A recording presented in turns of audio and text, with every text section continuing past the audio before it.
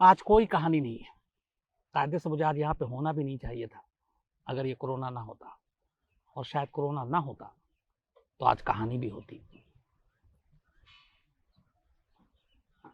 कुछ चीज़ें ऐसी होती हैं जो आपको झकझोर के रख देती हैं। हम सब जानते हैं कि हम पैदा हुए, हमें मरना है, लेकिन कुछ मौतें दिमाग को सन्न कर देती हैं, और वही हुआ। सुबह रोज़ाना मेरी अपनी टीम से बात होती है। आज सुप्रतिम बनर्जी का फ़ोन आया, और ये बात इसलिए होती है कि वारदात में क्या करेंगे, क्या स्टोरी है, डिस्कस करते हैं। तो जब फ़ोन आया सुप्रतिम का, तो मुझे लगा कि स्टोरी के लिए फ़ोन आया, हालाँकि वो फ़ोन थोड़ा वक़्त से पहले आ गया। लेकिन जो पहली लाइन थी, वो अभी भी मेरे कानों में गूंज रही है। उसने कहा कि सर, आपने रोहित जी के बारे में कुछ सुना?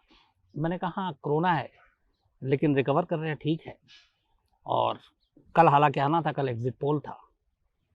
बोला नहीं, मेरे पास कुछ खबर आ रही है, हालात ठीक नहीं है। तो मैंने कहा क्या सीरियस हो गया? तब भी यही था, क्योंकि हर आसपास के लोगों के साथ यही खबरें आ रही हैं।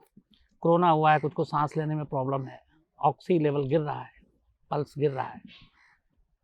तो लगातार उसी में हम लोग लगे भी रहते हैं, जिसकी जितनी मदद हो सके। तो मुझे यही लगा कि कुछ थोड़ा सीरियस है, कुछ चीज़ें हैं, तो चलो मिलजुल के सब कर लेंगे। लेकिन उसने कहा कि सर नहीं, थोड़ा मामला सीरियस है, एक बार आप पता करिए। मैंने फ़ोन रखा और दूसरा फ़ोन किया, और उधर से जैसे ही मैंने फ़ोन मिलाया, मेरे पूछने से पहले ये जवाब मिला कि खबर सही है। तो मैंने कहा किस खबर की आप बात कर रहे हैं? बोला रोहित के बारे में। अगले कुछ पल मुझे नहीं मालूम कि मतलब मेरा बर्ताव, बिहेवियर क्या था, या मैं बैठा हुआ था। मेरी वाइफ बराबर में बैठी हुई थी, और उसे भी कुछ समझ में नहीं आया। लेकिन पिछले कुछ दिनों से ऐसी बहुत सारी खबरें आ रही हैं जिससे लगता है कि किसी और के साथ कुछ हो गया। थोड़ी देर के बाद मैंने 2-4 जगह और फ़ोन मिलाया। उसके बाद एक प्रखर को फ़ोन मिलाया, हमारे पुराने साथी और रोहित का बहुत अजीज़ दोस्त, और उसकी वाइफ तृप्ति को फ़ोन मिलाया। तृप्ति तो रोई जा रही थी, बात की नहीं। प्रखर ने किसी तरह सारी चीज़ें बताई। उस वक्त से लेके अभी तक यकीन नहीं हो रहा है कि रोहित हमारे बीच नहीं है। वो हंसता हुआ चेहरा अब हम नहीं देख पाएंगे। रोहित को आज तक में आया करीब 4 साल ही हुए थे। 2017 में ज्वाइन किया था, उससे पहले एक लंबी पारी खेली थी जी न्यूज़ में। लेकिन रोहित को मैं जानता हूँ 4 साल से नहीं, बल्कि करीब 15 सालों से, और उसकी एक वजह थी। जो रोहित की वाइफ है प्रमिला दीक्षित, कानपुर की रहने वाली है, रोहित कुरुक्षेत्र हरियाणा का रहने वाला। प्रमिला हमारे साथ काम करती थी आज तक। एक हंसमुख, खुशमिजाज, हम लोग उसे कॉमेडियन भी कहते थे। वो जिसके पास भी जाए, अगर वो तनाव में, तो तनाव दूर हो जाता था प्रमिला को देखते ही, क्योंकि वो जिस तरीके से हंसाती थी लोगों को।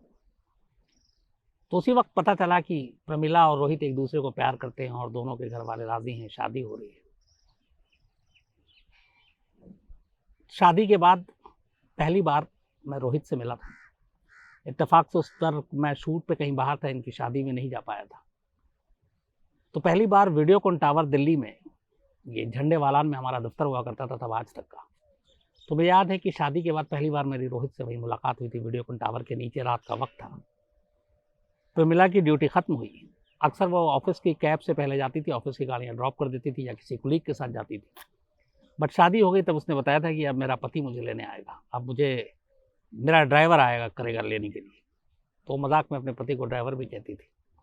तो एक दिन नीचे मुलाकात कराई, और तब पहली बार मिला। और उस दिन जो पहली मुलाकात हुई, सब कुछ, तो मैंने अपना परिचय दिया। मैं शम्स, बोला अरे शम्स भाई, आप रहने दीजिए, मुझे मालूम है कि अगर कभी पुलिस से कोई मामला पड़ेगा तो मुझे आप ही बचाएंगे। इसके बाद धीरे धीरे बातचीत होती गई। प्रमिला के साथ चूँकि बहुत हम लोग एक ही टीम में थे, तो डेली मुलाकात, घंटों बातें हुआ करती थी। ये वही प्रमिला दीक्षित थी जो आपको निठारी केस याद होगा। उस निठारी केस से पहले कुछ बच्चे गायब हो रहे थे, कई माँ बाप परेशान थे, और प्रमिला वो लड़की थी जिसने उन मिसिंग बच्चों की एक तरह से रहस्य को सुलझा लिया था, करीब 8-10 बच्चों के बारे में। और वो पूरी रिपोर्ट एक दे रही थी और बता रही थी कि ये पता नहीं कहाँ से कैसे बच्चे गायब हो रहे हैं, लेकिन कहाँ जा रहे हैं नहीं मालूम। और इस दौरान में जब वो उस नतीजे तक पहुंचती, बीच में शायद उसे कुछ पड़ गया, उसे घर जाना पड़ा, और इसी अगले 2-4 दिनों में निठारी का राज खुल गया। तो कायदे से जो पहली निठारी की स्टोरी थी जिस पे कोई शक सवाल किसी ने खड़ा किया था, तो वो प्रमिला ही थी। इसके बाद धीरे धीरे हम लोग असल में प्यार से हमेशा रोहित को आज तक का दामाद बुलाते थे, क्योंकि प्रमिला आज तक में काम करती थी, रोहित जी में था, तो हमारी टीम के मेंबर का पति, तो हम लोग उसे दामाद बुलाया करते थे। कई बार घर जाने का मौका मिला, रोहित को बुलाकर पार्टी देने का शौक था। बस एक ही चीज़ मुझे याद है हमेशा कि शम्स भाई बाकी सब होगा लेकिन वेज होगा, क्योंकि मैं नॉन वेज नहीं खाता हूँ। तो मैं कहता था कि पकोड़े मुझे अच्छे लगते हैं, तो कभी प्रमिला या उसकी मेड पकोड़े बनाती थी। इसके बाद एक हाल की बात है, ये सब सुशांत केस और कोरोना हुआ, उसके बाद मैं बाहर गया, फिर ऑफिस जाना बंद कर दिया, बाहर से सब कुछ कर रहा था। तो उससे पहले की बात है कि ऐसी बात चल रही थी, रोहित ने कहा कि बहुत दिन हो गया शम्स भाई आप घर नहीं आए। तो मैंने कहा मैं पक्का आऊँगा। बोले आप गोली देते हैं, आप सिर्फ बोलते हैं।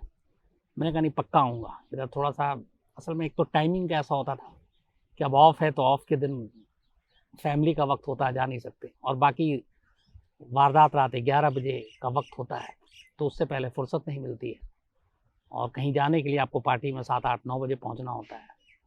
तो ये सारी चीज़ें, फिर रोहित का ऑफ अलग, मेरा दिन अलग, तो इस वजह से ये वादा अधूरा रह गया घर जाकर पार्टी करने का। 24 अप्रैल, 6 दिन पुरानी बात है, रोहित का जब टेस्ट हुआ तो वो पॉजिटिव पाया गया, लेकिन ठीक ठाक था, घर पे था, और जो डॉक्टर बता रहे थे वो सारी चीज़ों को फॉलो कर रहा था। कल रात 29 तारीख की रात को उसे थोड़ी सी प्रॉब्लम हुई, तो डॉक्टरों से बात करने के बाद नोएडा में एक मेट्रो हॉस्पिटल है, वहाँ ले जाया गया, और वहाँ पे एडमिट भी हो गया, और बिल्कुल ठीक ठाक, रात 10:30 बजे तक बिल्कुल नॉर्मल, एक्टिव, सबसे बात करना, और बस ये था कि ठीक हो रहा है। बल्कि रोहित को तो ये उम्मीद थी कि कल वो दफ्तर में होता, क्योंकि कल एग्जिट पोल था और उसे आना था, और कई लोगों को उसने कहा भी कि कोई बात नहीं, 30 छूट गया तो मैं 2 मई को ज़रूर रहूँगा, क्योंकि 2 मई को 5 राज्यों के चुनाव का नतीजा आने वाला है, और ऐसे मौके पर जो एक न्यूज़ एंकर होते हैं वो उनके लिए बहुत बड़ा दिन होता है, चाहे वो बजट हो, चुनावी नतीजा हो, रिजल्ट हो, इस तरह की चीज़ों में। 2 मई की खासियत, क्योंकि इसको लेके रोहित ने बहुत बंगाल चुनाव, असम चुनाव को लेके सारे शोज भी किए, और अब नतीजे की घड़ी थी, संडे का दिन 2 मई, सारी तैयारी भी थी, बल्कि प्रोमो भी आ गया था, और 2 मई को रोहित को होना था। रोहित बहुत ज़्यादा उम्मीद से कि वो 2 मई को ज़रूर स्टूडियो में होगा, लेकिन इत्तेफाक की बात कि उससे 48 घंटे पहले और ठीक एग्जिट पोल के दिन रात को हॉस्पिटल, लेकिन फिर भी सब कुछ ठीक था। 10, साढ़े 10 के आसपास तक भी ठीक था। फिर उसके बाद रोहित को नींद आई, वो सोया। 4 बजे के आसपास रोहित की थोड़ी सी तबीयत बिगड़ी, थोड़ी सांस लेने में प्रॉब्लम थी कुछ। इसके बाद डॉक्टरों ने देखा, और डॉक्टरों ने देखने के बाद फिर जो भी दवा थी वो सारी चीज़ें दी, लेकिन सुबह 10-11 के बीच में तबीयत बिगड़ी, और उसके बाद जब डॉक्टरों ने देखा तो पाया कि उस मेडिसिन के बाद रोहित को हार्ट अटैक हुआ, हार्ट फेल कर गया। रोहित को हाइपरटेंशन था, बीपी, और उस बीपी में काफ़ी फ्लैक्चुएशन भी हो रहा था कल, और इससे पहले भी हुआ था, बीपी को लेके कई सारी चीज़ें थी, लेकिन साथ में कोरोना, और कोरोना पॉजिटिव, लंग्स में इन्फेक्शन था, वो इन्फेक्शन अभी दूर नहीं हुआ था। एक तरफ कोरोना, ऊपर से बीपी का मामला, और फिर जब दवा दी गई जो भी, उसके बाद हार्ट का फेल होना। 22 सितंबर 1979, 22 सितंबर 1979 को रोहित हरियाणा के कुरुक्षेत्र में पैदा हुआ था। कुरुक्षेत्र में ही पढ़ाई लिखाई की, कुरुक्षेत्र से ही कॉलेज गया। उसके बाद जर्नलिज्म की शुरुआत ईटीवी से हुआ, फिर सहारा में कुछ दिन काम किया, उसके बाद जी न्यूज़ और जी में एक लंबे वक्त तक। तब तक रोहित की एक पहचान बन चुकी थी एक एंकर के तौर पर, और फिर 2017 से आज तक ज्वाइन किया, और आज तक आने के बाद रोहित ने और भी बेहतर काम किया। आप में से ज़्यादातर लोग जो रोहित को जानते हैं वो टीवी के ज़रिए जानते हैं कि वो क्या डिबेट करता था, कैसे बोलता था, क्या सवाल करते थे। अलग अलग बहुत सारे लोगों की अलग अलग राय हो सकती है, क्योंकि हम लोग, एक तो ये है कि हम जो सोचते हैं कि हम ये सही है तो हम उसी को मानते हैं, और सामने वाला अगर बोले तो हम उसे गलत ठहरा देते हैं। रोहित के बारे में असलियत ये है कि जो वो टीवी पे डिबेट करता था या टीवी पे जैसा दिखता था, असल ज़िंदगी में बिल्कुल उसका उलट। असल ज़िंदगी में रोहित को कभी किसी ने गुस्से में नहीं देखा, कभी किसी पर बरसते हुए नहीं देखा, हमेशा मुस्कुराना, मुस्कुराहट। नोएडा में अपने स्टूडियो में जहाँ मैं बैठता हूँ, तो जो मेरी सीट है वो बिल्कुल एंट्रेंस के पास है। कोई भी जब दाखिल होता है तो सबसे पहले जहाँ मैं बैठता हूँ वही जगह दिखाई देती है। तो ये रूटीन था, जब रोहित दफ्तर में एंट्री करता तो राइट साइड में हमारी नज़र पड़ती है हमेशा, और जो एक लाइन है वो हमेशा कानों में गूंजती है, जिसको आज सुबह से ना मालूम कितनी बार सोच चुका हूँ। नमस्ते शम्स भाई। चाहे फ़ोन पे हो, चाहे किसी और के साथ एंट्री की हो, चाहे दो लोग साथ चल रहे हैं, लेकिन नज़रें मिलने के बाद ये पहला शब्द, जब पहली मुलाकात होती थी डेली, तो ये लाइन ज़रूर आती थी, नमस्ते शम्स भाई, और वही मुस्कुराता हुआ चेहरा। इस क्राइम तक की शुरुआत की आपको मैंने बहुत सारी बातें बताई, बहुत सारे लोगों ने कहा कहानी सुनाओ। उसी वक्त एक यूपी तक शुरू हुआ था, और उस यूपी तक की जिम्मेदारी रोहित को दी गई थी। और एक वीडियो था जिसमें मैं, गौरव सावंत और विक्रांत गुप्ता, विकी पाजी, ये लोग, हम उस वक्त नया नया शुरू हुआ था ये, तो हम एक जगह ऑफिस में ही खड़े होकर कुछ बातें कर रहे थे, रिकॉर्ड कर रहे थे कुछ इंडिया पाकिस्तान पर, और इत्तेफाक से उसी वक्त रोहित वहाँ से गुजरे और फिर मैंने पकड़ा। तो हालांकि ये भी कहा कि मैं खुद आया हूँ, मैं चाहता हूँ कि यूपी तक को लोग सब्सक्राइब करें, और बड़ी मासूमियत और ईमानदारी से क्राइम तक तो उन्होंने कहा कि यूपी तक को सब्सक्राइब करें, ये करें, सब कुछ हो गई, बात आई गई हो गई। इसके बाद अगले दिन हमारी मुलाकात होती है, तो कहते शम्स में उस दिन ज़बरदस्ती घुसाया था, लेकिन मुझे इस वक्त यूपी तक को आगे बढ़ाने के लिए जहाँ जिधर से मौका मिल रहा है तो मैं इसलिए आ गया। तो मैंने कहा कि फिर आप गलत कह रहे हैं कि आप ज़बरदस्ती आ गए। मैंने कहा विक्रांत गुप्ता भी खड़े हुए थे, जब क्राइम तक शुरू हुआ था तो मुझे नहीं मालूम था कि ये क्या होता है, सब्सक्राइबर क्या होता है, लाइक्स क्या होते हैं, व्यूज़ क्या होते हैं। तो लेकिन विक्रांत गुप्ता स्पोर्ट्स तक में थे और अच्छा खासा स्पोर्ट्स तक का नाम था, तो मैं वहाँ जाकर क्रिकेट के चूँकि शौकीन, तो बैठकर बातें करने लगता था। तो मैंने कहा विकी पाजी ने मेरी मदद की और आप इधर आए तो ऐसा कुछ नहीं है, हम लोगों को एक दूसरे का ही करना चाहिए।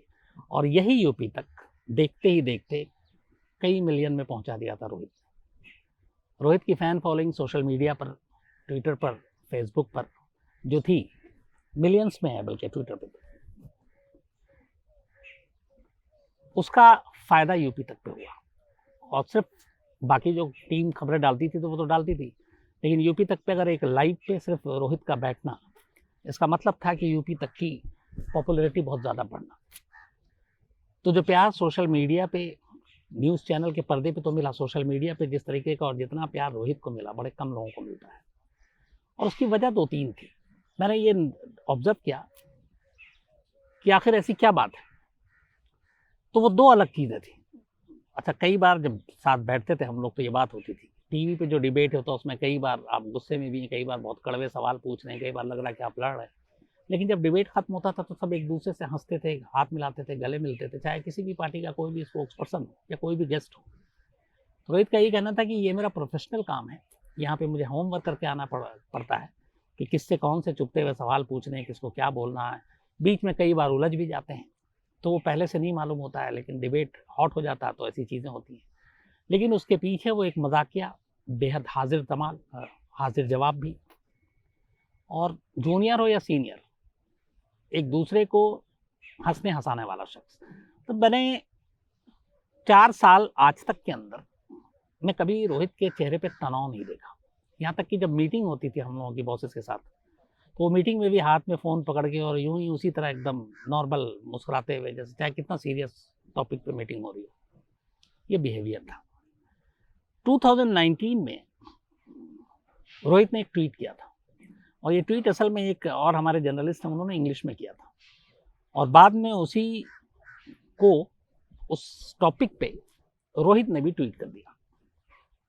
नहीं, बल्कि पहले रोहित ने किया था, उसको फिर इंग्लिश में किया एक और रिपोर्टर ने। उस इंग्लिश वाले को तो कुछ नहीं कहा गया, हालांकि उसके भी सोशल मीडिया पे बहुत और ट्विटर पे बहुत फॉलोअर्स हैं, लेकिन रोहित के ट्वीट करते ही अचानक धमकियों की बाढ़ आनी शुरू हो गई, और उस ट्वीट के बाद देश के कई शहरों में, बल्कि 4-5 शहरों में लोगों ने रोहित के खिलाफ एफआईआर दर्ज करवा दिया और उसको कंट्रोवर्शियल बताया। रिलीजन को लेकर कुछ थी बातें। अब धमकी भी आ रही है, अब साथ में रोहित के अलावा प्रमिला के पास भी धमकी आ रही है।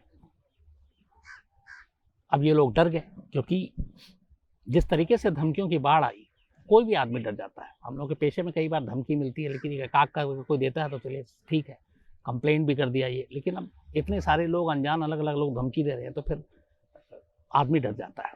तो उस वक्त प्रमिला भी बहुत डरी हुई थी। तो इसी दौरान में 2-3 दिन बीत गए थे, और इत्तेफाक से मैं उस दौरान में 2 दिन कहीं बाहर था शूट पे। तीसरे दिन जब मैं दफ्तर पहुंचा तो वैसे ही हंसते हुए चेहरे के साथ रोहित से मुलाकात हुई। फिर अचानक मुझे रस्म साहब बात करनी है। मैंने कहा हाँ बताएं। रोहित ने कहा कि असल में मुझे बड़ी धमकियां मिल रही हैं और मैंने कुछ अलग अलग जगहों से। तो मैंने कहा आपने कोई रिपोर्ट लिखाई? बोला मैंने रिपोर्ट तो लिखा दी, लेकिन रिपोर्ट लिखाने से कुछ नहीं होगा। बस ये चाहता हूँ कि ये जो धमकियां आ रही हैं कम से कम बंद हो जाए, और वो दे भी रहे हैं तो गाली गलौज ना करें और फैमिली को ना दें। तो मैंने कहा आप बेफिक्र रहिए रोहित भाई, मैं हूँ। तो बोले मुझे मालूम है कि ये पुलिस और एफआईआर ये तो आप संभाल ही लेंगे, लेकिन जो लोग धमकी दे रहे हैं अगर उनको एक बार मैं आपका नाम लेकर बता दूं तो शायद वो भी डर जाए और धमकी ना दें। तो ये एक प्यार और इस तरह की चीज़ें थी। तो मुझे मालूम है समझ आप हैं तो कुछ नहीं होगा। मैंने कहा नहीं, फिर भी आप ख्याल रखिएगा, इसलिए कि अनजान लोग हैं, कौन कहाँ से धमकी दे रहा, कौन सर फिरा कभी कुछ कर दे। तो इसलिए कुछ दिनों के लिए आप थोड़ा एहतियात बरतिए।